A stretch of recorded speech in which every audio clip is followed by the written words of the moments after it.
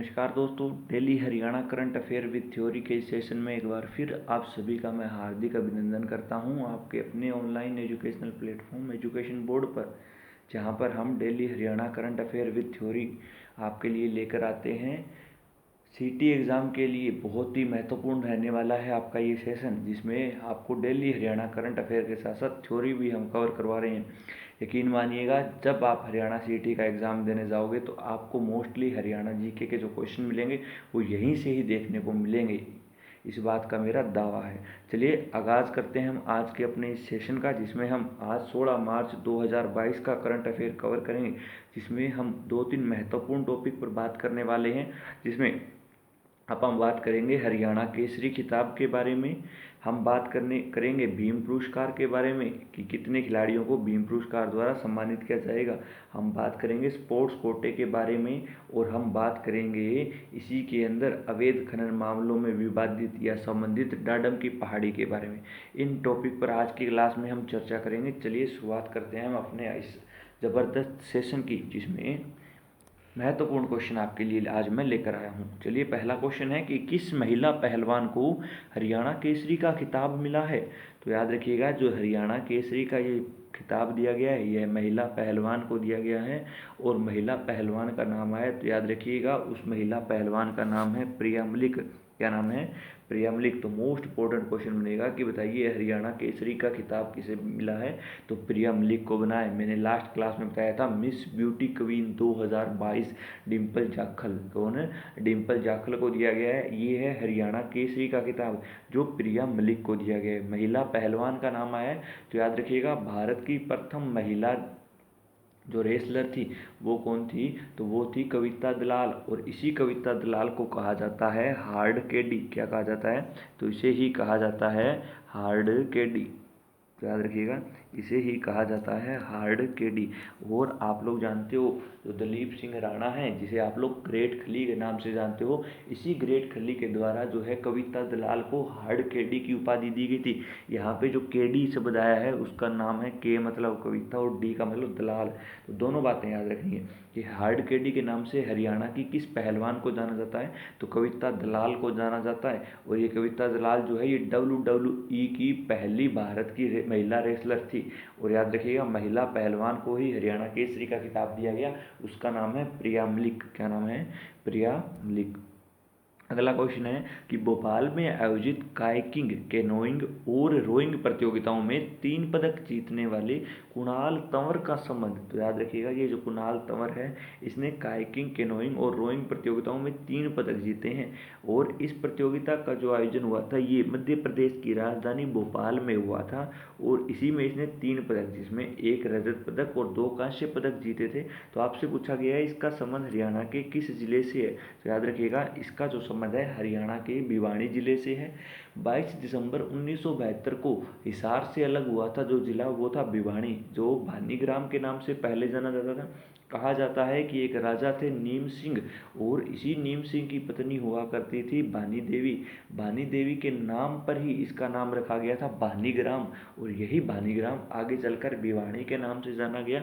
और इसी भिवानी से सबसे ज़्यादा मुक्केबाज या रेसलर आते हैं, इसीलिए इसे कहा जाता है मिनी क्यूबा। क्या कहा जाता है? मिनी क्यूबा कहा जाता है। धर्मार्थ न्यासों का शहर है भिवानी हमारा। और याद रखिएगा मिनी क्यूबा धर्मार्थ न्यासों का शहर हरियाणा की काशी के नाम से प्रसिद्ध है हमारा भिवानी जिला। चलिए जानते हैं कुछ और फैक्ट। तो याद रखिएगा जो कुणाल तंवर है ये रामपुरा बलियाली गांव भिवानी से संबंध रखता है। इसके द्वारा 3 पदक जीते गए, 1 रजत था, 2 कांस्य पदक थे। 13 मार्च को इसका आयोजन मध्य प्रदेश में हुआ था, और मध्य प्रदेश की राजधानी भोपाल में इसका आयोजन किया गया था। चलिए अगला क्वेश्चन है कि हरियाणा सरकार द्वारा कितने खिलाड़ियों को भीम पुरस्कार से सम्मानित किया जाएगा। तो भीम पुरस्कार का नाम आया है तो याद रखेंगे हरियाणा का सबसे बड़ा खेल पुरस्कार जो है वो है भीम पुरस्कार। और भीम पुरस्कार जो है ये कम से कम 5 खिलाड़ियों को दिया जाता है, और ज़्यादा से ज़्यादा 11 खिलाड़ियों को दिया जाता है एक बार में। तो याद रखेंगे। अब आप कहोगे सर इसके अंदर तो ना 5 ऑप्शन में दिखाई दे रहा है ना 11 ऑप्शन में दिखाई दे रहा है। तो याद रखिएगा अब जो ये भीम पुरस्कार दिया जा रहा है यह पिछले 2 या 3 सालों से जो नहीं दिया गया उन खिलाड़ियों को भी दिया जाएगा। तो याद रखिएगा इस बार जो ये भीम पुरस्कार दिया जा रहा है ये टोटल 41 खिलाड़ियों को दिया जाएगा। किसे दिया जाएगा? तो 41 खिलाड़ियों को भीम पुरस्कार दिया जाएगा। और इन्हीं 41 खिलाड़ियों में आपने नाम सुना होगा नीरज चोपड़ा का, जो खंडरा गांव पानीपत से संबंध रखते हैं, जिन्होंने अभी टोक्यो ओलंपिक्स के अंदर गोल्ड मेडल जीता था जेवलिन थ्रो में। तो ये भी आपको याद रखना है। भीम पुरस्कार की बात आई है तो याद रखेंगे हरियाणा का सबसे बड़ा खेल पुरस्कार है। कम से कम 5 खिलाड़ियों को दिया जाएगा और अधिकतम जो है 11 खिलाड़ियों को 5 लाख रुपए की नगद राशि, प्रशस्ति पत्र, रोल ऑफ ऑनर दिया जाता है। प्रशस्ति पत्र क्या होगा? प्रशस्ति पत्र होगा सर सर्टिफिकेट होगा जिसके ऊपर लिखा होगा कि इसने ये काम किया। Roll of honour, roll of honour यानी जो ऑनर, ऑनर का मतलब क्या होता है? मालिक होता है। इसके द्वारा क्या काम किया गया है, किस खेल में इसे जो है मेडल मिला था, जिसके कारण इसे भीम पुरस्कार दिया जा रहा है। प्रथम महिला जो भीम अवॉर्डी थी, याद रखेंगे, प्रथम महिला भीम अवार्ड प्राप्त करने वाली महिला थी गीता जुत्सी। और ये जो गीता जुत्सी है इसका संबंध है एथलेटिक्स से। याद रखिए एथलीट्स कुछ नहीं होता, बस तो ट्रैक पर जो भी गेम खेला जाता है वो हमारा एथलीट्स का पार्ट होता है। ट्रैक पर जितने भी खेल होंगे, जैसे कि आपका क्या हो गया, रेस हो गई, आपका जेवलिन थ्रो हो गया, या सारे सारे एथलीट्स का पार्ट है। अगर आपसे पूछ लिया जाए गीता जुत्सी कौन सा एथलीट खेलती, तो आप याद रखेंगे दौड़। कौन सा था? तो इसका संबंध था दौड़ से। ये रेस लगाया करती थी, दौड़ करती थी। चलिए कुछ अन्य खेल से जुड़े हम बात करते हैं कि पुरस्कार जो हरियाणा सरकार द्वारा दिए जाते हैं, जिसमें सबसे पहले हम बात करते हैं महाराणा प्रताप अवार्ड की। याद रखिएगा जो महाराणा प्रताप अवार्ड है ये जीवन भर खेलों को बढ़ावा देने के लिए दिया जाता है और इसी के तहत 2 लाख रुपए की राशि हरियाणा सरकार के द्वारा दी जाती है। दूसरा अवार्ड है एकलव्य अवार्ड। और याद रखिएगा जो एकलव्य अवार्ड है ये 5 जूनियर खिलाड़ियों को दिया जाता है। इसी के तहत 1 लाख रुपए की राशि दी जाती है। महाराणा प्रताप अवार्ड का संबंध किससे है? तो खेल से है। किसे दिया जाता है? तो जो जीवन भर खेलों को बढ़ावा देते हैं, प्रोत्साहित करते हैं, उन्हें ये दिया जाता है। कितनी राशि? 2 लाख रुपए राशि। एकलव्य अवार्ड किसे दिया जाता है? 5 जूनियर खिलाड़ियों को। कितनी राशि? 1 लाख रुपए। एकलव्य अवार्ड जो है, एकलव्य का नाम आया तो याद रखिएगा ये जो एकलव्य है ये गुरु द्रोण का ही शिष्य हुआ करता था, जो एक निम्न जाति का था। आपने महाभारत देखी होगी, महाभारत में एकलव्य का जिक्र भी आया होगा। जब कौरव और पांडव गुरु द्रोणाचार्य से शिक्षा ले रहे थे अस्त्रों और शस्त्रों की, उसी समय एक निम्न जाति का एक जुलाहा जिसे आप कहते हैं वह गुरु द्रोण के पास आता है और उनसे शस्त्रों की शिक्षा के लिए यातना करता है। तो ये कहानी भी आपने देखी होगी। इसी एकलव्य का जो मंदिर है, भारत में एकमात्र इसका मंदिर है जो हरियाणा के गुरुग्राम जिले में पड़ने वाले खांडसा गांव में बनाया गया है।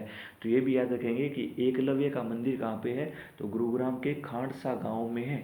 भारत में एकमात्र ही मंदिर है एकलव्य का। चलिए अगला है गुरु वशिष्ठ अवार्ड।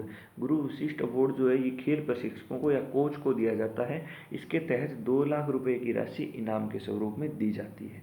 अगला है रानी लक्ष्मीबाई अवार्ड। रानी लक्ष्मीबाई एक महिला थी, तो याद रखिए महिलाएं जो खेल को क्या करती हैं, खेल में अपना योगदान देती हैं, तो जीवन भर खेलों में योगदान देने वाली महिलाओं को रानी लक्ष्मीबाई के नाम पर एक पुरस्कार दिया जाता है, जिसे हम रानी लक्ष्मीबाई अवार्ड के नाम से जानते हैं। और इसी के तहत 2 लाख रुपए की राशि जो है प्रदान की जाती है। अगला है विक्रमादित्य अवार्ड। याद रखिएगा विक्रमादित्य अवार्ड जो है ये रेफरी को दिया जाता है, जज को दिया जाता है, अंपायर को दिया जाता है और इसी के तहत जो है 2 लाख रुपए की राशि दी जाती है। कितने लाख की? 2 लाख रुपए की राशि। ऑलमोस्ट आपके सारे सारे पुरस्कार में 2 लाख रुपए की राशि दी जाती है। मात्र एकलव्य अवार्ड जो है उसके अंदर 1 लाख रुपए की राशि दी जाती है। तो भीम पुरस्कार हरियाणा का सबसे बड़ा खेल पुरस्कार है। कम से कम 5 खिलाड़ियों को, ज़्यादा से ज़्यादा 11 खिलाड़ियों को 5 लाख रुपए, प्रशस्ति पत्र, रोल ऑफ ऑनर। प्रथम महिला भीम अवार्डी जो थी गीता जुत्सी थी। कौन थी? गीता जुत्सी। ये गीता जुत्सी है, ये प्रथम महिला अर्जुन अवार्डी भी थी। तो इसने भीम पुरस्कार भी पहला प्राप्त किया था और अर्जुन अवार्ड भी इसी ने ही प्राप्त किया था। किस राज्य की सरकार ने प्रथम, द्वितीय व तृतीय श्रेणी में सरकारी नौकरियों का स्पोर्ट्स कोटा खत्म कर दिया?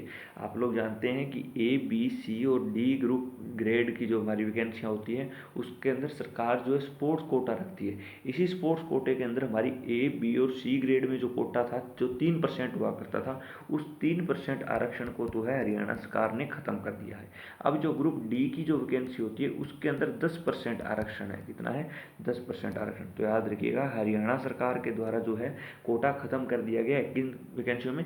ए ग्रुप, बी ग्रुप और सी ग्रुप की वैकेंसियों में। मात्र डी ग्रुप का बचा है, वो भी कितना? 10% बचा है। याद रखेंगे इतनी सी बातें आप लोग। मोस्ट इंपॉर्टेंट पॉइंट बनेगा आपका, इस बार एग्जाम में जरूर पूछा जाएगा ये वाला क्वेश्चन आपसे। अवैध खनन मामले से संबंधित डाडम की पहाड़ी किस जिले में है? आप लोग जानते हो हरियाणा में वैसे तो खनिज है नहीं, लेकिन खनिज का नाम आया है तो खनिज नगरी याद रखिएगा। हरियाणा की जो खनिज नगरी है वो है महेंद्रगढ़ जिला। कौन सा है?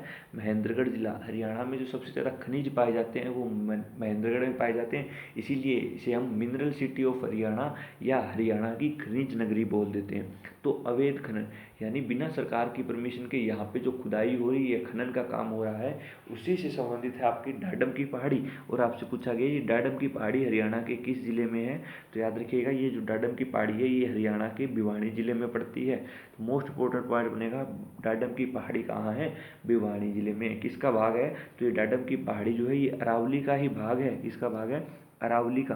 और अरावली का नाम आया है तो याद रखेंगे अरावली जो है हरियाणा में 3.09% में फैली हुई है। हरियाणा का एरिया है 44,212 वर्ग किलोमीटर और उसी के ही 3.09% में फैली हुई है आपकी डाडम की पहाड़ी। भिवानी में ही पड़ती है आपकी कौन सी? तो भिवानी में ही पड़ती है आपकी तोशाम की पहाड़ी। और ये जो तोशाम की पहाड़ी है ये फेमस है एक मेले के लिए। इसी तोशाम की पहाड़ियों में एक मेला लगता है जिसका नाम है बाबा मुंगीप्पा का मेला। तो आपसे पूछा जाता है बताइए बाबा मुंगीप्पा का मेला हरियाणा के किस जिले में लगता है? तो वो भिवानी जिले में। कौन सी पहाड़ी में? तोशाम की पहाड़ियों में लगता है। चरखी दादरी का नाम आया तो याद रखिएगा चरखी दादरी जो है यहाँ पे भी आपकी एक पहाड़ी है जिसका नाम है कपूरी की पहाड़ी। और याद रखिएगा चरखी दादरी में ही भारत का एकमात्र डांसिंग स्टोन या हिलना पत्थर पाया जाता है। भारत में एकमात्र ऐसा पत्थर है जिसे आप जब भी देखोगे वह आपको हिलता हुआ नजर आएगा, और जब आप इसे पूरे गौर से या ध्यान से देखोगे तो वह आपको ऐसा लगेगा कि यह डांस कर रहा है। इसीलिए इसे डांसिंग स्टोन या हिलना पत्थर के नाम से जाना जाता है। हरियाणा के चरखी दादरी जिले में पाया जाता है और चरखी दादरी के ही कलियाणा गांव में पाया जाता है डांसिंग स्टोन। महेंद्रगढ़ में याद रखेंगे दक्षिण हरियाणा की सबसे ऊंची चोटी है जिसे हम बोलते हैं डोसी की चोटी या डोसी की पहाड़ी। इसी डोसी की पहाड़ी में रहा करते थे एक ऋषि जिनका नाम था च्यवन ऋषि, और इसी च्यवन ऋषि के द्वारा एक जड़ी बूटियों से पदार्थ तैयार किया गया जिसे आप बोलते हैं च्यवनप्राश, जो आप लोग सर्दियों में खाते हैं। इसी के साथ याद रखेंगे च्यवन ऋषि के द्वारा एक समुदाय चलाया गया जिसका नाम था भार्गव समुदाय। और याद रखिएगा च्यवन ऋषि के पिता का नाम भृगु ऋषि, माता का नाम पालीमा देवी था। ये पालीमा वही है जिसके आंखों से पुराने समय में एक नदी निकला करती थी जिसका नाम था दोहन नदी। और ये जो दोहन नदी है ये दक्षिणी अपवा तंत्र का ही एक हिस्सा हुआ करती थी जो साहिबी नदी का भाग हुआ करती थी। तो ये सारे के सारे महत्वपूर्ण पॉइंट हैं जो हमें याद रखने हैं। अगला पॉइंट है डाडम की पहाड़ी कहाँ पे है? तो ये है भिवानी जिले में। कहाँ पे है? भिवानी में है। तो याद रखेंगे अरावली का हिस्सा है। अरावली 3.09% भाग में फैली हुई। तो शाम की पहाड़ी भिवानी में, कपूरी की पहाड़ी चरखी दादरी में। चरखी दादरी में ही डांसिंग स्टोन पाया जाता है। कपूरी की पहाड़ियों को अब हरियाणा सरकार जो है पर्यटन स्थल के रूप में विकसित करेगी। याद रखेंगे आप लोग डोसी की पहाड़ी। डोसी की पहाड़ी महेंद्रगढ़ में है। इसी डोसी की पहाड़ी की हाइट कितनी है? 652 मीटर है। कितनी है? 652 मीटर। और डोसी जो है ये दक्षिण हरियाणा की सबसे ऊंची चोटी है। तो मोस्ट इंपॉर्टेंट पॉइंट रहेगा अवैध खनन की बात हुई तो याद रखिएगा खनन व भू विभाग के जो मंत्री हैं वो है मूलचंद शर्मा। और ये जो मूलचंद शर्मा हैं ये वल्लभगढ़, जिसे आप लोग वर्तमान में बलरामगढ़ के नाम से जानते हो, हरियाणा के फरीदाबाद जिले में पड़ता है आपका ये विधानसभा क्षेत्र। यहीं से ही हरियाणा के परिवहन मंत्री या फिर हरियाणा के खनन व भू विभाग मंत्री मूलचंद शर्मा एमएलए चुने गए थे। तो याद रखेंगे ये सारी की सारी बातें जिसमें मैंने आपको हरियाणा केसरी के बारे में बताया, कविता दलाल के बारे में बताया, आपको रोइंग प्रतियोगिता में कुणाल तंवर का संबंध बताया, आपको भीम पुरस्कार के बारे में बताया गया, महाराणा प्रताप अवार्ड, एकलव्य अवार्ड, गुरु वशिष्ठ अवार्ड, रानी लक्ष्मीबाई अवार्ड, विक्रमादित्य अवार्ड, और प्रथम द्वितीय व तृतीय श्रेणी में नौकरियों में स्पोर्ट्स कोटे के बारे में बात की, और अवैध खनन मामलों के बारे में बात की जिसमें मैंने आपको कुछ मेले भी बता दिए। तो शाम की पहाड़ी डोसी की, अच्छा डोसी की पहाड़ी का नाम आया तो याद रखिएगा डोसी का मेला कहाँ लगता है? तो ये भी महेंद्रगढ़ में। डोसी की जो चोटी है ये पड़ती है कुलताजपुर ढाणी गाँव। कुलताजपुर ढाणी गाँव पड़ता है नारनौल में। ये नारनौल वही है जिसे आप लोग नरराष्ट्र नंदीग्राम या जरई के पुराने नामों से जाना करते थे। हरियाणा के महेंद्रगढ़ जिले में पड़ता है। शिवालिक क्षेत्र की अगर आप बात करें तो शिवालिक में पड़ती है आपकी मोरनी की पहाड़ी, जो हरियाणा की सबसे ऊंची चोटी वहीं पे ही पड़ती है जिसका नाम है कौन सा? करो की चोटी, जो 1467 मीटर जिसकी एक्चुअल हाइट है। ये वो सारे के सारे इंपॉर्टेंट पॉइंट है, एग्जाम में सीधे क्वेश्चन पूछे जाएंगे, आपको सारे की सारी बातें याद रखनी है। पीडीएफ के लिए आप ज्वाइन करेंगे Telegram channel education board. Education board जैसे ही सर्च करेंगे पीडीएफ आपको टेलीग्राम मिलेगा, वहीं पे जैसे क्लास का लिंक है नीचे ही आपको पीडीएफ दी गई। सब्सक्राइब इसके लिए कहने की ज़रूरत नहीं है, आप लोग बिना कहे ही चैनल को इतना शेयर कर देते हैं कि हमें कहने की ज़रूरत ही नहीं पड़ती है। तो दोस्तों सभी अपने दोस्तों से एक बार फिर चैनल को ज़रूर शेयर करें। और इसी के साथ साथ होली के पावन अवसर पर एक बार फिर आप सभी को हार्दिक शुभकामनाएं और रामनवमी की आपको ढेर सारी राम राम भाई। चलिए आज के लिए इतना ही, मिलते हैं कल की क्लास में एक और ज़बरदस्त सेशन के साथ, जिसमें हम आपके लिए इतने ही महत्वपूर्ण क्वेश्चन लेकर आएंगे, साथ के साथ आपको वीकली करंट अफेयर भी मैं प्रोवाइड करवा रहा हूँ। आज के लिए इतना ही, पढ़ते रहिए। सीईटी में सिलेक्शन लेना है तो आपको पढ़ना पड़ेगा, और पढ़ने के लिए आपको डेली मेहनत करनी पड़ेगी, और उसी मेहनत में आपके लिए थोड़ा सा योगदान देने के लिए मैं हर रोज़ करंट अफेयर लेकर आता हूँ विद थ्योरी के साथ, ताकि आपके सारे के सारे पॉइंट क्लियर हो। तो दोस्तों एजुकेशन बोर्ड से जुड़े रहें, एजुकेशन बोर्ड आपके सिलेक्शन में ज़रूर महत्वपूर्ण भूमिका निभाएगा। आज के लिए इतना ही, धन्यवाद।